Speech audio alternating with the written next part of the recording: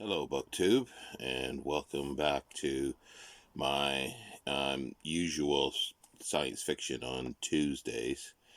It's been a rough couple weeks, and I'm catching up now on New Worlds November, and this also serve as a book to film, but in this case, it is, in a sense, film to book, or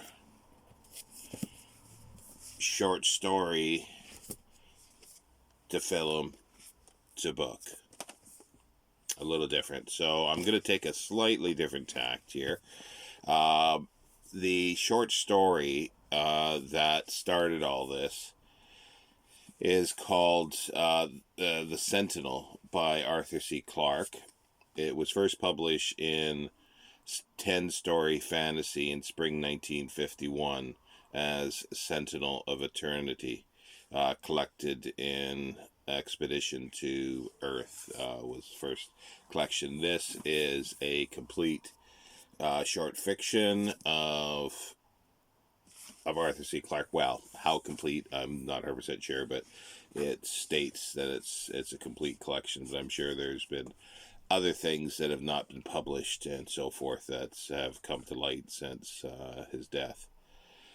This is 2000, sort of aptly published, 2000. And it's a very short story. It's like only 8 pages. It's about a survey crew, geologists and so forth, on the moon. And they're surveying a crater. And the one sees, or he thinks he sees something high up on one of the hills. So he makes a trek with somebody else, and they find this monolith. Well, it's not quite a monolith. It's a sentinel. They call it a sentinel. And the conclusion is that it was put there by aliens millions of years ago to monitor life on Earth, and that if there was intelligence that got to an extent that they could extraterrestrially travel off of the Earth, they would send off an alarm bell, and it was like a warning signal. Well, whether warning, it's unclear. But they realize that the aliens now are aware that humanity has grown, and it ends sort of that chances are they'll be coming back to look at what's happened. Not much else in the story. So that was the basis of Stanley Kubrick to contact Arthur C. Clarke and collaborate on a story, something a more adult science fiction film. He wants to make something, so they come up with a story that was written as a treatment, first of all, by Clarke in almost a novelistic form, and went through many changes over many years. This was sort of early mid-60s, and what culminated was the script that they worked together, and at the same time Clarke was working on the novelization, but the film came out first before the novel. And it's heralded, the film has been heralded as one of the best, if not the best, science fiction films, but also one of the best films ever made. That's up for contention, but basically, most of the script, like a lot of the script and narration, overdubbing of narration of what's happening on the screen, was all shelved by Clarke, by Stanley Kubrick. And Stanley Kubrick decided to, in a sense, make almost a silent film. and show things that were happening on the screen. He wanted to make it opaque. He did not not even ambiguous in many ways, because something being ambiguous, you need to have enough information to decide one way or another. Now, the way Stanley Kubrick made this is that it's practically opaque, and a lot of film goers were confused, and reviewers, of the few reviews that I read. However, there were a lot that got the idea, and then later, with the help of the book, it's given more depth to what you see on the screen. Visually, it's stunning. It starts out with scenes at the dawn of man, however many millions of years ago.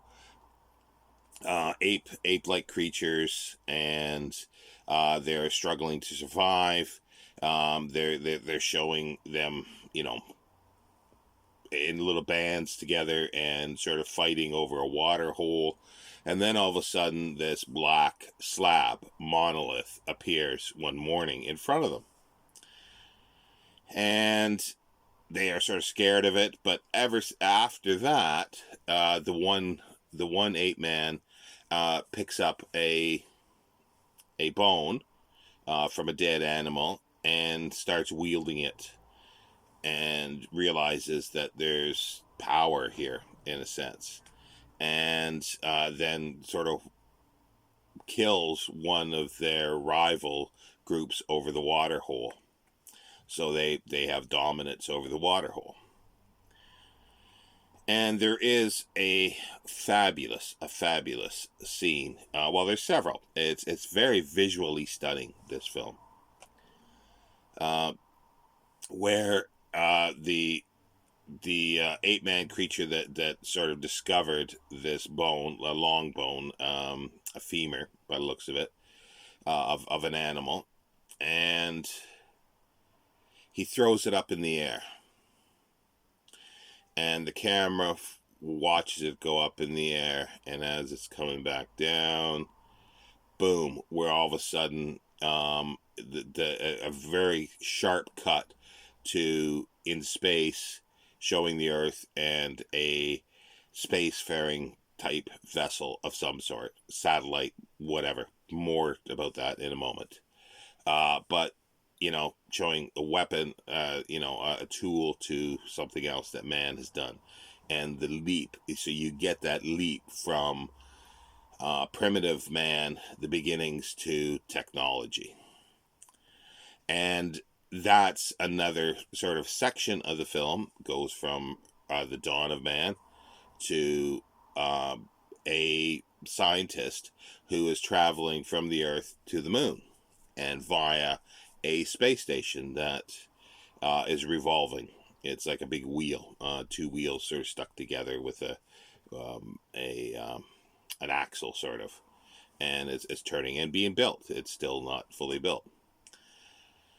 So he's on his way to the moon, and there's talk about when he meets some Russian scientists that there is this is the first time we get some dialogue as well, when he's on the station, and there's little heartwarming scenes of him calling his daughter, or while wanting to speak to his wife on a vid phone, and his daughter's going to have a birthday the next day. He wishes her a happy birthday, but then he meets these scientists, Russian scientists, who have heard that the base that he's going to, the American base, has had an epidemic there, and they're shut down. They're in lockdown.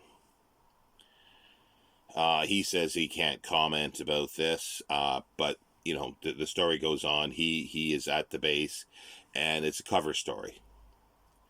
And it's a cover story for something they have found in the crater Tycho. So they go out to Tycho, and they see another one of these monoliths. And as they approach it, there's a piercing sound, a signal. Then we jump ahead again to 18 months later with a spaceship on the way to to Jupiter. And there are two astronauts. There is David Bowman and Frank Poole. And another character, Hal 9000, a sentient, wasn't used at the time, but artificial intelligent computer. And there are three other astronauts, specialists in cryogenic sleep. And the computer is apparently the best that there ever was made, doesn't make mistakes, and it says there's going to be a fault in a communication device. So Frank Poole goes out to retrieve this, but they don't find anything wrong with this. So in communication with Earth, they find it, it's like it's an error with the computer. And the computer, they sort of get a little answer that Poole and Bowman, they get a little concerned about this because Hal runs the whole ship. So they sort of go into one of their pods, which is sort of an extra vehicular little pod that goes out and around in space, or can land somewhere. But at the same time, Hal can see through and reads their lips and knows that they're sort of planning that if they have to, they will shut him down. But they want to put this component back in to see if it does fail. And if it does fail, then everything's okay. There's something else that's going on. But if it doesn't fail, then they realize that there's something wrong with the computer. Hal decides to take some steps for this. While Poole is back out to do this, there's a mechanical function with the pod, and it sends him off and breaks his air cord, and he floats off into space. Bowman goes out to retrieve the body, and while he's out, Hal kills and it shuts off the life support of the three astronauts, or the three specialists in cryogenic sleep. And then when Bowman's coming back, he won't allow him back into the ship. And it's got the famous line, "Open the pod doors, please, Hal." And he doesn't, but he gets in by opening the hatch for the pod and the emergency hatch, and he gets blown in, and then he's able to do this, and he goes in and disconnects the brain of Hal, and sort of leaves only just minimal functions. But at the same time, as he's doing this, a video message from this Dr. Floyd, who was traveling in the previous scene from the Earth to the moon to look at this monolith, and says, your actual real mission is. And that is to, because they realized that the signal that the monolith on the moon was aimed at Jupiter, hence sending the ship, the Discovery, it's called, to Jupiter. So, and this is what their mission was. And then there was three specialists that are now dead. They're supposed to do this. So Bowman continues on, and he sees the monolith, and he takes his little pod out, and he gets taken on a journey. It's a psychedelic journey. Again, no explanation of what's happening. He winds up, his pod lands in like a bedroom, like a French Revival type bedroom. And he sees himself in various stages of old age. And eventually it shows him in bed, dying with the monolith at the foot of the bed, and then a fetus. Then he's turned into a fetus, apparently. And then all of a sudden, he goes back through this psychedelic lights, traveling either through time and space. Again, It's not mentioned in here at all. And then he's back in orbit around Earth as a fetus, and the fetus turns and looks at the audience, and film ends. Visually, as I say, it is stunning. Now, Stanley Kubrick, I was reading this year BFI guide for this. There is tons of literature written about 2001, tons and tons of literature, but I haven't gone through all that. It's probably 35 years since I'd seen the film, and almost a similar time since I had read the book. So I reread and rewatched, and in here it talks about that he wanted to make it opaque. He got rid of all the the narration at the beginning and other places, and just showed some things. Now, a lot of people did understand, apparently, what was happening before the book came out, and wrote letters to him, and they took it as the monolith is, has the alien monolith has augmented the ape man's thought processes, and made them more inquisitive, and learning about weapons, and hence picking up the femur and using it as a weapon for supremacy and to survive. And to be able to make weapons, and this is passed on. And that fabulous scene of the femur going up and then falling down, and showing this something in orbit is the extension of it a millions of years later, that this is what it's evolved to, humans have evolved to. And it's showing all this kind of stuff with the evolving of intelligence and machinery and technology, and so that's been sort of understood. But the book actually fills in a lot of information. It shows that what exactly the aliens are doing and how they do it. They augment brain patterns and then make it genetic for the humans. We don't see the aliens in here at all.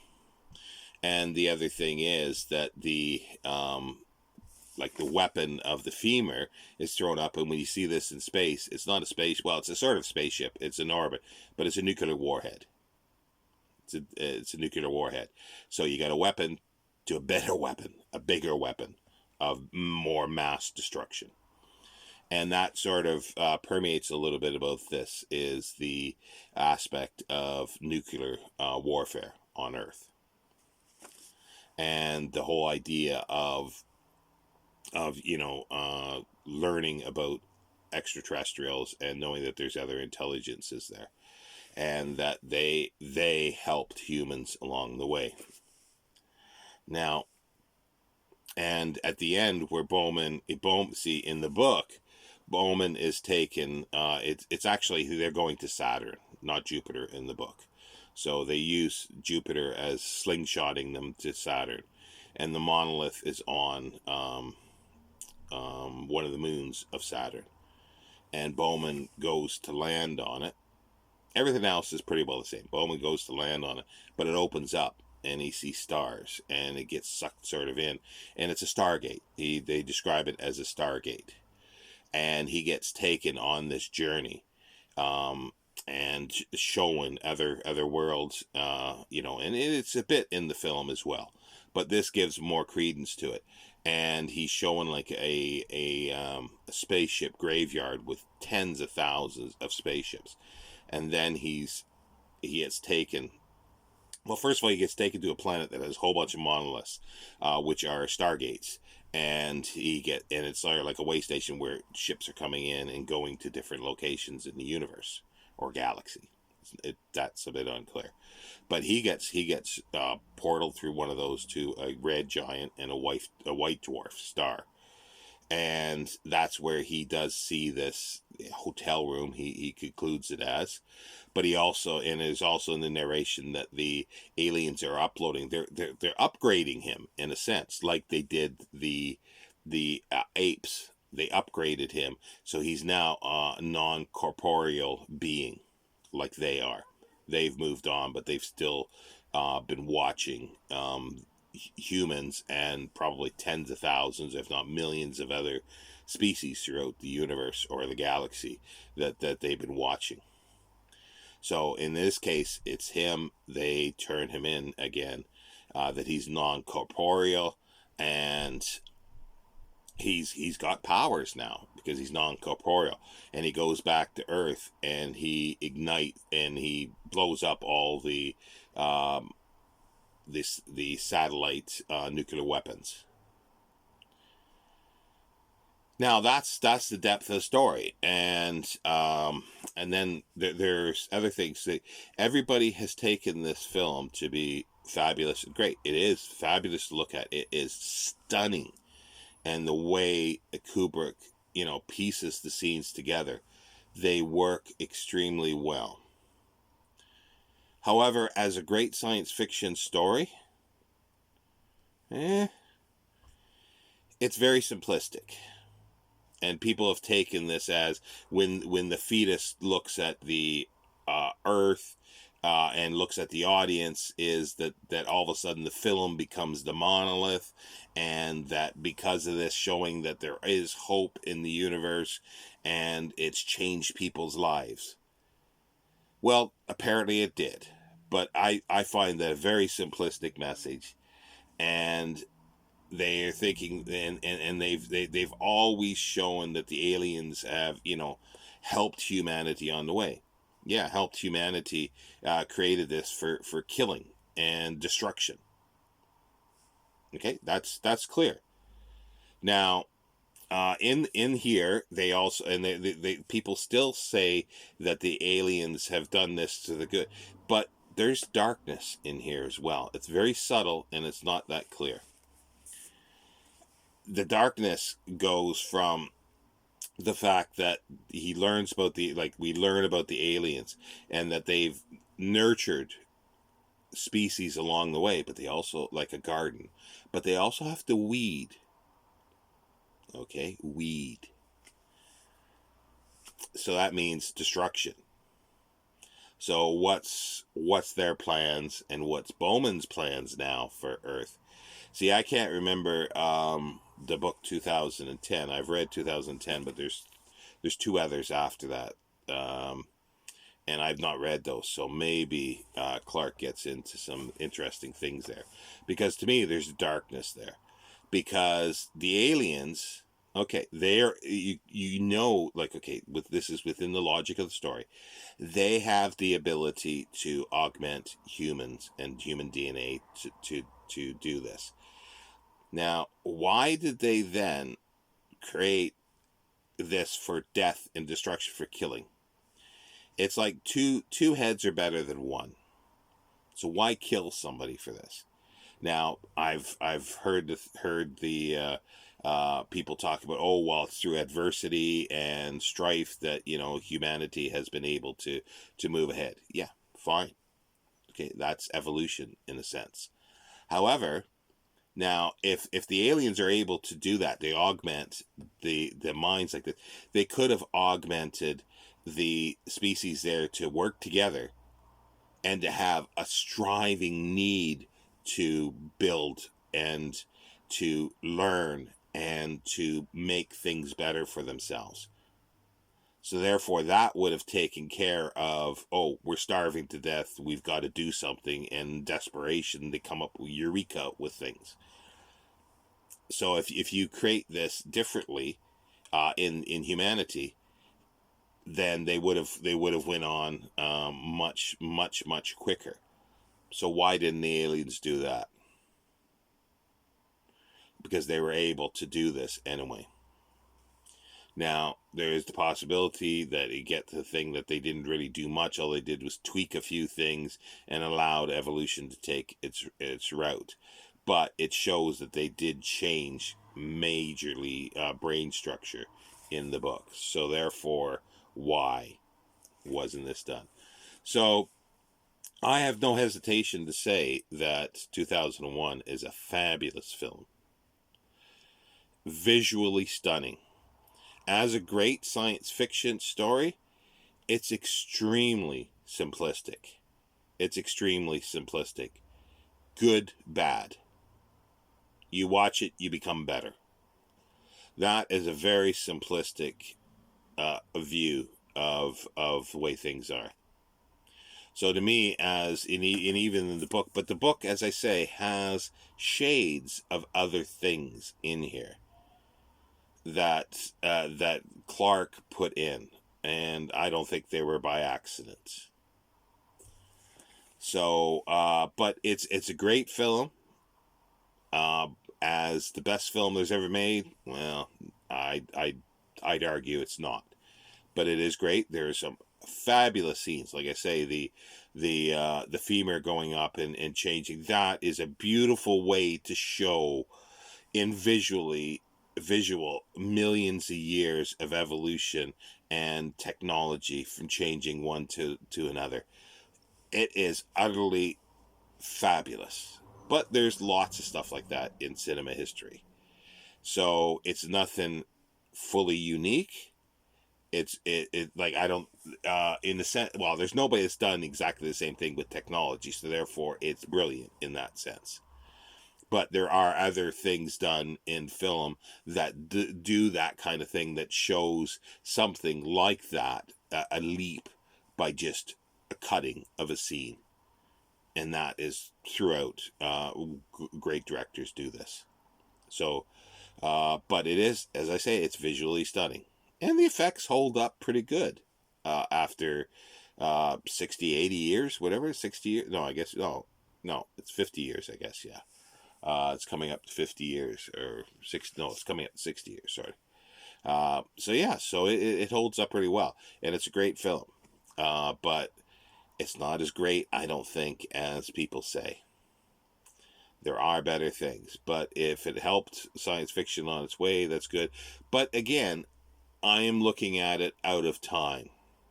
At the time, I could see it be having an impact because of the 60s, the psychedelic aspect of the scenes fit in perfectly, and the Cold War aspect, and exploration of space, or the arms race, all this kind of thing, the dread of nuclear proliferation. Stanley Kubrick thought there was only a few more years left. It's going to happen. He was convinced it's going to happen, and he did his Doctor Strangelove. But the other things I just want to say quickly is I've been through these films, and every so often, despite myself, I have a Star Trek connection. The Star Trek connection with this one is Gary Lockwood, that plays Poole on the spaceship. He was on the second pilot for the original Star Trek series as Lieutenant Mitchell, I think it was, that gets the glowing eyes after going and trying to break through the barrier at the edge of the galaxy. So there it is there. And then Keir Dullea has other science fiction stuff. He was in this dreadful, few years later, Canadian science fiction series called The Star Lost. It's interesting to watch. It's a Noah's Ark. It's an ark, or the Earth Ark, going to their planet, and there's all these habitable pods that are isolated from everybody else, and he's from one that's a Mennonite culture. And he breaks out of it and finds out that they're on a spaceship. And there's also another Star Trek connection there, because Walter Koenig shows up on one of the episodes as an alien. But I also have to get in that it's a Babylon 5 connection as well for that. But it's I don't know how many episodes. There's about a dozen or so episodes that were made. It's quite dire, but for somebody who likes, if you like sort of bad science fiction, like and bad shows, that's one to seek out.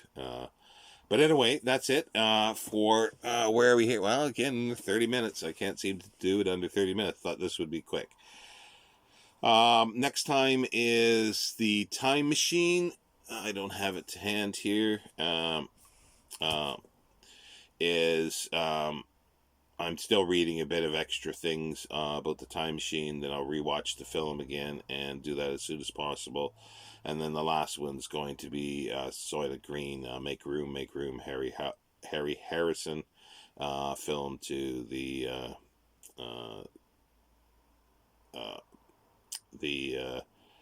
I can't remember what year, but Soylent Green with Charlton Heston. Oh, the other thing that's interesting, another actor that I forgot was in here.